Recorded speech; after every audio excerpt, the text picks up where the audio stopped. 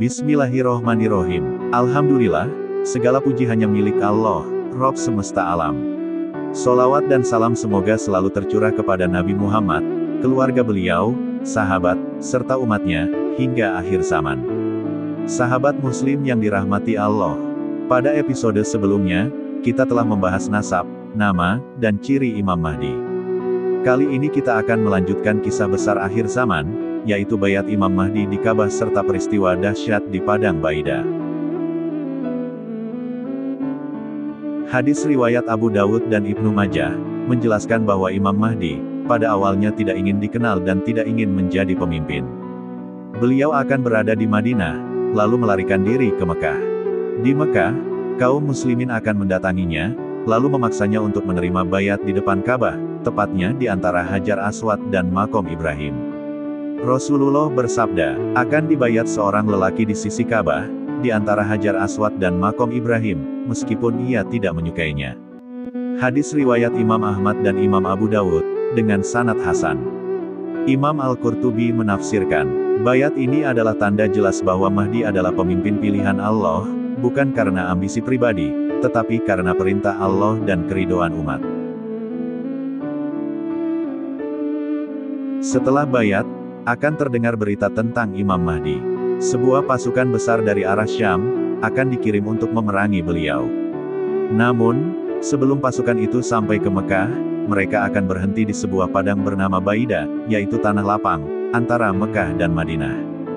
Dalam hadis sahih riwayat Imam Muslim, dari Ummu Salamah radhiyallahu anha, Rasulullah bersabda, akan ada pasukan yang menyerang Ka'bah. Ketika mereka berada di padang pasir Baidah, seluruh pasukan itu akan ditelan bumi, dari yang pertama hingga yang terakhir. Hadis ini menegaskan, bahwa Allah sendiri yang melindungi Imam Mahdi. Peristiwa ditelannya pasukan di Baidah, adalah tanda kebesaran Allah.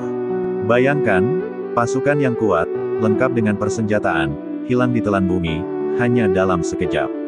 Imam Nawawi dalam Syarah Muslim menjelaskan, peristiwa Baidah, adalah mukjizat Allah, sebagai peneguhan untuk Mahdi dan hujah nyata bagi umat, bahwa beliau memang pemimpin yang dijanjikan Rasulullah. Ibnu Hajar Al-Asqalani menambahkan dalam Fathul Bari, bumi menelan mereka sebagai bentuk azab, dan kabar tentang peristiwa itu, akan tersebar ke seluruh penjuru, hingga orang-orang semakin yakin, bahwa Mahdi adalah pemimpin akhir zaman. Peristiwa ini mengajarkan kita bahwa 1. Pemimpin sejati bukan yang mencari kekuasaan, tetapi yang Allah pilih. 2. Pertolongan Allah akan datang ketika umat berada dalam kegelapan fitnah, sebagaimana Allah menolong Imam Mahdi. 3. Peristiwa Baidah, menjadi pembeda antara orang beriman dan munafik. Yang beriman akan melihat kebenaran janji Rasulullah, sedangkan yang hatinya ragu akan semakin bingung. Setelah peristiwa Baidah, berita besar ini akan menyebar ke seluruh dunia Islam. Orang-orang beriman dari Syam, Irak, Yaman, dan berbagai negeri Muslim, akan berbondong-bondong menuju Mekah, untuk berbaiat kepada Imam Mahdi. Ibnu Katsir dalam An-Nihayah fi Al-Fitan berkata, setelah Allah binasakan pasukan di Baidah, kaum mukminin dari berbagai penjuru akan yakin, lalu mereka datang untuk menolong Mahdi. Maka Allah pun meneguhkan kepemimpinannya. Sahabat muslim yang dirahmati Allah, itulah kisah tentang bayat Imam Mahdi di Ka'bah, dan peristiwa besar di Padang Baidah. Ini adalah tanda pasti dari Allah, bahwa di tengah kegelapan, akan datang cahaya. Di saat kezaliman merajalela, Allah menghadirkan pemimpin pilihannya.